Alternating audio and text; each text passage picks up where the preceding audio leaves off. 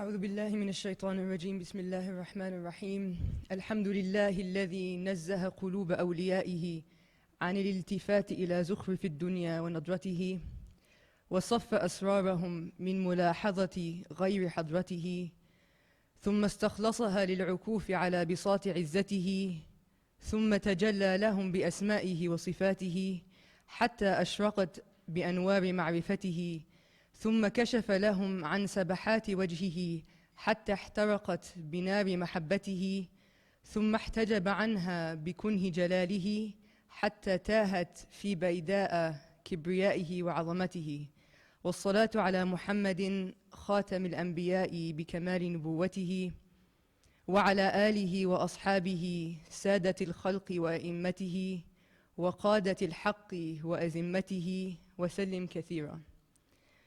So this is the introduction that Imam al-Ghazali presents to this book on Mahabba, and let me read the English translation. In the name of God, most compassionate and merciful, praised be God who has exalted the hearts of his saints above all concern for the vanities and the glamour of this world, who has purified their inmost beings from regard for anything but his presence, who has singled out their hearts for devotion on the prayer rug of his grandeur, and disclosed to them his names and his attributes so that they shone with the very fire of knowing him, who then revealed to them the splendors of his noble countenance until they burned in the fire of his love, and who then concealed himself from them by the essence of his majesty so that they wandered astray in the desert of his glory and his might. Then, whenever they trembled at a glimpse of his essential majesty, he darkened it with such astonishment as dusts the surface of both reason and perception. At last, when they were about to give up in despair, they heard a summons from the pavilions of beauty, "Patience, O you who despair of gaining the truth because of your ignorance and your haste." And so their hearts remained suspended between rejection and acceptance, between denial and attainment, at once drowned in the sea of knowing him and scorched in the fire of loving him. An abundant blessing and prayers upon Muhammad, the seal of the prophets, in the perfection of his prophethood, and upon his family and his companions, lords of creation, imams and leaders in truth and its reigns. So today, inshallah, we'll begin, first of all, with an introduction to this magnificent book, The Revival of the Islamic Sciences, the Ihya Ulum al-Dīn, to its author, Imam al-Ghazali, and then to Book 36 of 40. The book is composed of 40 chapters, 40 sections, and this is Book 36 that we'll be studying, inshallah, in the rest of the sessions on love, longing, intimacy, and contentment. So a quick overview of today's session. First we'll start by talking about Imam al-Ghazali, known as Hujjat al-Islam, the very proof of Islam itself. We'll talk about his life and his works broadly. Then we'll zoom in on the Ihya Ulum al-Dīn, the book we'll be studying from, and looking at his introduction to the book itself, where he lays out his project and the way in which he's conceptualized it and laid it out, and what that tells us about his understanding of Islam and his understanding of the path and our understanding of both. And then we'll talk about the fourth quarter of the Ihya. It's divided into 4 quarters, and I'll go over this in detail, which looks at the saving virtues, the munjiyat, and the book of love is contained in that book, in that quarter, sorry. And then finally we'll get to the book itself. So we're going to go from broad, and then we'll inshallah narrow in on this book. So first of all, who is Imam al-Ghazali? So what do we already know about Imam al-Ghazali? Who's watched The Alchemist of Happiness? Or The Alchemy of Happiness? Okay, so whoever just put their hand up has a response for me. Hadil? Did you put your hand? Okay. Do you remember anything that you remember that struck you, brother?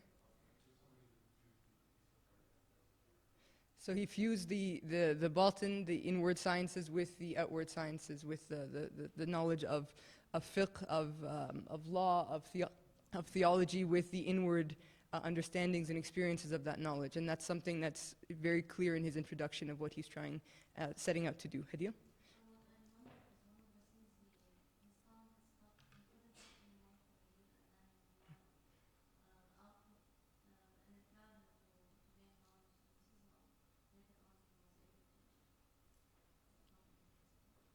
So he himself had a period of spiritual crisis where everything that he had learned and that he had taught, he realized it didn't give him the certainty that he was seeking, and then he kind of changed courses a little bit, and only to come back full circle at the end of his life. So let's go over just a brief overview of his life. I think it's definitely worth thinking about, because when you read Imam al-Ghazali, you know he's someone who's tasted and experienced what he's writing about. It's not just at the level of the mind and the intellect, but maybe towards the beginning of his life, some of his works are very rational. He wrote about usul al-fiqh, he wrote about philosophy. It's very cerebral. You're encountering a great mind. But when you read his later works, especially works about spirituality, about tasawwuf, you're encountering not just a very great mind, but also a great heart, and that comes through really clearly. So I think it's important in knowing the man in addition to knowing his work, and thinking about also, for myself and maybe for some of you, what kind of stages does God take us through in arriving to him and in becoming realized in our knowledge, right? So I think his biography is very a point for reflection. So so he was born in 1056 in the city of Tus, which is in present-day northeastern Iran, the broader region of Khorasan, close to Nishapur. And his father passed away when he was very young, and left him and his brother Ahmed al-Ghazali, who's also a great master and also particularly known for his love of God and his poetry and his writings about love. He left them in the care of another friend of his, who he advised not just to take care of them, but to see after their education in particular, and left him with a sum of money to do that, and he obviously fulfilled that trust to the highest degree. He talks about, so much of what I'm sharing here is from Imam al-Ghazali's autobiography, where he wrote this at the end of his life, where he talks about his journey of learning, of knowledge, and of experience. And he says that he started his studies at the age of 13. As he put it, I plunged into the sea of the religious sciences at the age of 13. He studied first in his native city, as they usually did. And then once he had received a formative education, he went on after that to the greater center of knowledge and of scholarship, Nishapur, where he pursued advanced studies. Now, Nishapur is a very interesting place in this particular period. He studied with Imam al-Haramain al-Juwayni, who's one of the greatest scholars of our ummah, at the Nizamiya Madrasa, which was, it was basically the place to study. It was the Harvard of that time period, or the Cambridge, Oxford, I don't know. I don't want to bother anyone, I don't want to annoy anyone here, but it was basically at the top of the scholarly institutions. So he studied there with Imam al-Juwayni and other teachers as well. He mastered Shafi'i law, legal theory, theology in particular, and other sciences as well. And then once he had been studying for several decades, he very clearly showed himself to be an up-and-coming scholar. He wrote a book in usul al-fiqh in the lifetime of Imam al-Juwayni, about which his teacher remarked, if you could just have not published this till I had passed away, because it basically eclipsed much of what Imam al-Juwayni had done. So from very early on, he was recognized to be a promising scholar, and he joins the Sultan's court as a kind of professional jurist or theologian. This is the Seljuk Sultan of the time, Malik Shah, whose vizier Nizam al-Mulk is the one who sets up all these institutions of learning, the Nizamiyas, madrasas. So he joins this entourage. They patronize him. They recognize him as someone that they want to remain close to them. And then that leads to his going to Baghdad, which is not just the center of the Muslim world at this time, but it's really the center of the world itself. It's the cultural center, it's the political center, it's the social, economic, and intellectual center of the world. And that's not an overstatement. That really is what Baghdad was in this period. And he is at the very top of this epicenter of Baghdad. So he's appointed to the Nizamiyya in Baghdad, which is also the top institution in Baghdad, where he's teaching. He publishes he studies philosophy on his own, and then writes a number of scathing critiques of philosophy itself. He studies Ismailism, Batinism, which is very influential at this time. He also writes rebuttals of Ismailism. So he's basically taking down all of the intellectual opponents of Sunni Islam at this time. And he's in his 30s. He's at the peak of his career by any stretch of the imagination, right? And then Allah basically calls him to him. So he has this period of spiritual crisis, which Hadil mentioned, which he describes in a great deal of detail in his autobiography. He says that he was seeking certainty, yaqeen. And he said that the only knowledge that you can really rely upon is knowledge of which you have certainty. So first he said one would seek knowledge through empirical means, through sense perception, and that's not sufficient. So then he sought knowledge through rational proofs, through demonstrative proofs, through logic, through philosophy, and theological proofs. And he said for many people that would be sufficient, but for me it wasn't sufficient, right? He knows too much, and he can always get his way out of a conclusion that he's able to himself. He draws a conclusion, he's able to rebut that conclusion for himself, right? So that leads him to this deep skepticism and doubt. In some narrations, this is not in his autobiography, but I don't think it is, but he's not even able to speak. He'll go to a class and he can't teach. His capacities are basically taken away from him, both rational and even his tongue he might have been unable to speak. And he said that this period ends not with any type of argument that he's able to learn or to conclude for himself or learn from someone else, but what he says, it's a light that was cast into his chest from God, right? So he says during this period he begins to study the works of spirituality, the works of the Sufis, and he studies them closely and says, I realize first of all that what they're talking about in these books is experiential. It's not something like philosophy, like theology that you can just rationalize and understand, but it's something you have to experience. It's a practice, it's a discipline that you have to experience yourself. And he says, second of all, as he's comparing his heart and his state with what he's reading in these books, he says, I realize that my pursuit of knowledge and my teaching and everything I've done up until this point in my career has been for worldly gain. It has been for fame, it has been for prestige, it has been ostentatious, it has been for my own self-aggrandizement and worldliness. So he's realizing all of these things, but he spends another 6 months wavering, trying to decide, should I leave it all behind, as he is inclined to do, and then justifying to himself all the reasons why he shouldn't, right? Because he's needed, institutionally, intellectually, he's needed in this particular place, and he's able to justify it to himself why he shouldn't leave.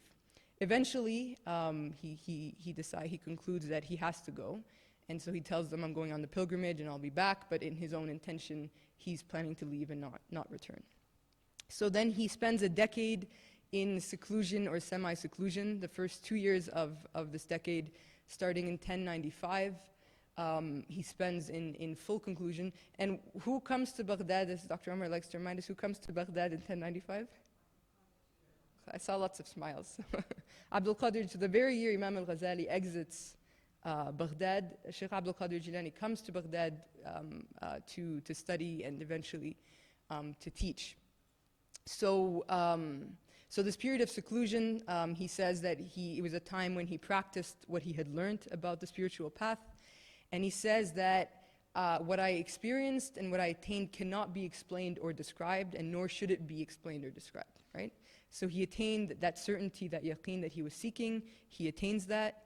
As I mentioned, the first 2 years he spends in seclusion in Jerusalem, and we still know where that minaret is, where he was in seclusion in Jerusalem, in Damascus for some time, and elsewhere.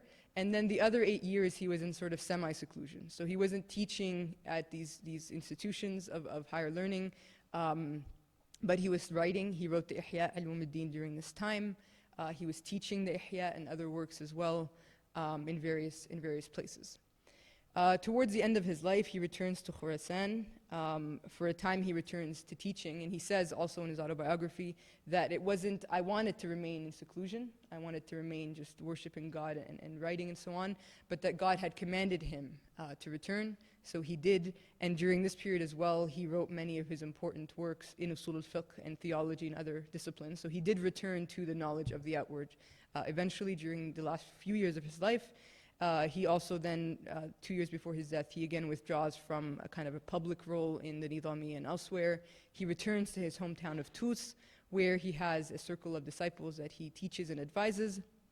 And then finally, in 1111, he passes away in Tus. So there's kind of this circularity, now that we have this theme from Sheikh Hisham, this circularity in his life where he starts in Tus and ends in Tus, where he starts with the outward sciences and then goes into the inward and comes back to the outward and returns to teaching and so on in a very different mode. So in terms of Imam al-Ghazali's contributions, as I mentioned, he's known as Hujjatul Islam, that he is the very proof of Islam. And I had a conversation recently with a student of knowledge that many of the teachers in this other program were kind of emphasizing the importance of Imam al-Ghazali, and she said, you know, she knows, like she studied other things, and she says, why is it always Imam al-Ghazali? Like we have so many great thinkers, you know, she mentioned a few, why aren't we putting the same emphasis on these other thinkers? And I was like, have you read Imam al-Ghazali? Like, of course, there's so many important thinkers, alhamdulillah, in our history, but there's just something about Imam al-Ghazali and his writings that is just unparalleled. You know, there's just that, he's really like a master synthesizer. Like, you'll read people before him and after him, but the synthesis and the systemicity and the clarity with which he's able to explain and organize and conceptualize knowledge is just, I think, I've never read anyone like that. In his ability, so for example, in Kitab al-Mahabba, the book of love, if you look at the works before him, like al-Qushayri, like Abu Talib al-Makki, Qut al-Qulub, that he does draw on, and he's clear about that, that debt he owes to them, you know, they have a lot of, they gather a lot of statements of people who were lovers of God. They talk about anecdotes of the lovers of God. There's some discussion of what love is. But Imam al-Ghazali he basically looks at all of that and he abstracts a larger theory of love and a concept of love and of various dimensions of love that no one before him was able to explain in that way, right?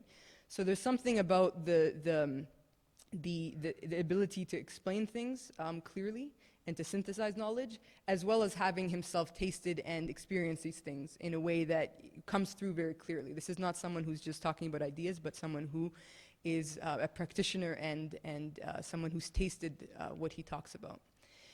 And then the other thing about Imam al-Ghazali is also, as I mentioned, that he has defended the faith from various vantage points from and in this period, the philosophers, the Batiniya, were particularly threatening to Sunni Islam, and he was able to write very efficient and effective rebuttals of other currents of thought.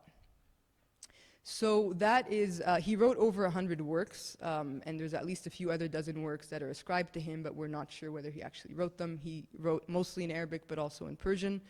And he wrote in all of the sciences. So he wrote just a kind of a brief, over 100 works, so I have like 12 here, that he wrote in theology, works that are very important, and also studied till this day. And that's rare to say about someone, that we continue to study their works until today. So in theology, he wrote the Iqtisad, Iljam al-Awam, Faisal al-Tafriqa, and others. In philosophy, he wrote first an explanation of what are the philosophers saying, the Maqasid al-Falasifa, and then a rebuttal of the philosophers, Tahafut al-Falasifa, his autobiography, Al-Munqidh min al-Dalal, where he also talks about philosophy. And then in law, if you're a Shafi'i, the main kind of line of the school runs necessarily through Imam al-Ghazali's works. There's very few other paths that you don't have to go directly through him. In usul al-fiqh, his works are central to Shafi'i usul al-fiqh and other schools as well. And then finally, in ethics and Sufism plus, because the Ihya isn't just a book of ethics and tasawwuf, but also contains in it a lot of fiqh in the early chapters, as well as if you don't know your theology very well, you won't really understand what he's saying. It threads through the entire work. Like it's something that he sees everything else through the prism of theology. And then finally, a book on political ethics, a counsel to the kings and to the princes, Nasihat al-Muluk. And so this isn't, I'm not expecting you to remember these titles, but just a taste of the various areas in which he excelled, and again, that these works are still like the main works in each of these disciplines. Among them are the works of Imam al-Ghazali. So this is Imam al-Ghazali's life broadly and his works. And now I wanted us to look a little bit at the Ihya al-Dīn. So the introduction to the Ihya, which, so the translators of this book is translated by the Islamic Text Society, which Dr. Abdul Hakim Murad and others have been working on translating the entire Ihya for several decades now, mashallah. And I think the majority, maybe 25 or 30 of the books have already been translated, which is a huge service to the Ummah.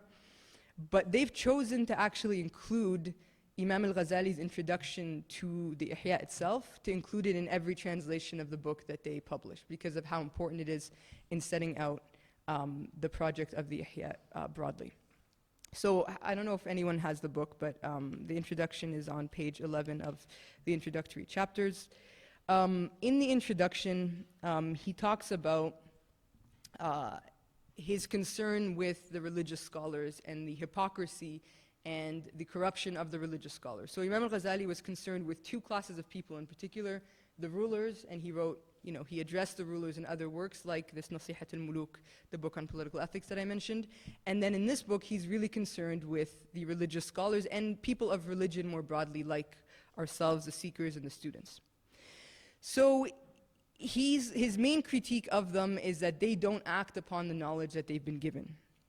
And he quotes the hadith where the Prophet Muhammad ﷺ said, "The one who will be most severely punished on the Day of Judgment is he who was granted knowledge, the alim, and whom God did not make benefit from his knowledge." So you can have knowledge and you don't benefit from it. And that's why he begins the Ihya itself with the book of knowledge, right, to emphasize this point.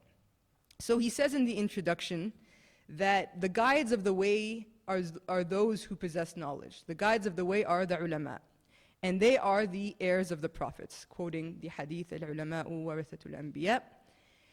And then he says, this age is devoid of them, and those who remain are impersonators. Most have been overpowered by the devil and been led astray by iniquity, by sins. Each one is engrossed with his earthly gain. He sees what is right as objectionable and what is objectionable as right. Thus the banner of religion has been pulled down and the beacon of guidance all over the world is extinguished. So the ulama have this responsibility of maintaining the beacon of religion and the beacon of guidance. And when the ulama go bad, as they say, right, then the religion itself is at risk and is in peril. And so he's saying this 900 years ago, right? I don't know what we would say today about ourselves first and foremost, but about others as well. So then he says, now the knowledge of the path to the hereafter, ilm tariq al-akhirah, which was followed by the pious predecessors and which was called by God in his book, fiqh, law, hikmah, wisdom, ilm, knowledge, diya, luminescence, nur, light, hidayah, guidance, and rushd, right direction, has become among people a thing hidden and forgotten. So this knowledge of the path to the hereafter. And this is how he's going to say in a minute that what this book is about is this knowledge of the path of the hereafter, ilm tariq al-akhirah. As the situation is a calamitous fissure in religion, and as the times are dark, I concluded that it is crucial to undertake the composition of this book in order to revive the religious sciences. So this is the Ihya al-Dīn, that he's writing this book to revive the religious sciences. So later on in the introduction, and I actually wanted to read this closely.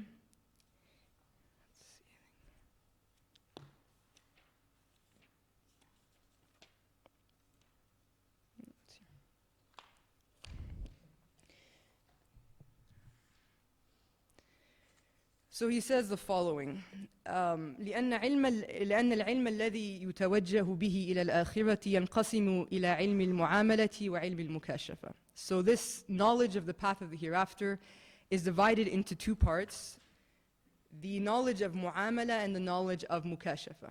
So mukashafa is this unveiling, this direct spiritual knowledge of truth and of immutable truths. You can translate it as unveiling, experiential knowledge linked with dhawq, with tasting and experience. But it's basically the revelation of the objects of knowledge directly. And he says, وَأَعْنِ بِعِلْمِ الْمُكَاشَفَةِ مَا يُطْلَبُ مِنْهُ كَشْفُ الْمَعْلُومِ فَقَط. So this unveiling is basically this, one seeks through it, or one attains through it, direct knowledge. So that God illuminates the heart directly and one knows something. So the prophets receive revelation, wahi. The saints will receive revelations of a lesser degree of kashf and mukashafa and so on. وأعني بعلم المعاملة ما يطلب منه مع الكشف العمل به. The second type of knowledge of the path of the hereafter is mu'amala. And I'm having a hard time translating this. The translator has it as contingent actions, spiritual acts, but it's basically anything that you must endeavor and strive to receive. So whereas mukashafa is just a direct gift from God into your heart, mu'amala is everything else. So it's basically everything that we're concerned with minus kashf, right? So this knowledge, he says, it is the knowledge that requires action, and its fruit can be this direct knowledge.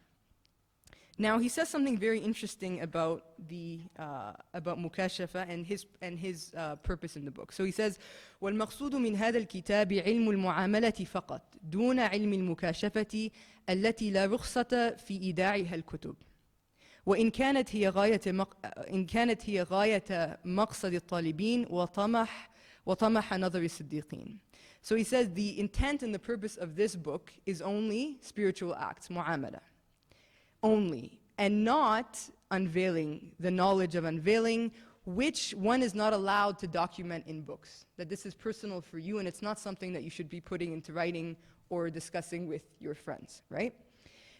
Even though this mukashafa, this direct knowledge from God, it is the goal of the seekers and the aspiration of the righteous. So even though it's the goal and it's the end, this is something that we don't talk about, and it's not something that we address. And why is that the case? He says, وَعِلْمُ الْمُعَامَلَةِ طَرِيقٌ إِلَيْهِ. So this mu'amala is the path and the means to attaining the mukashafa.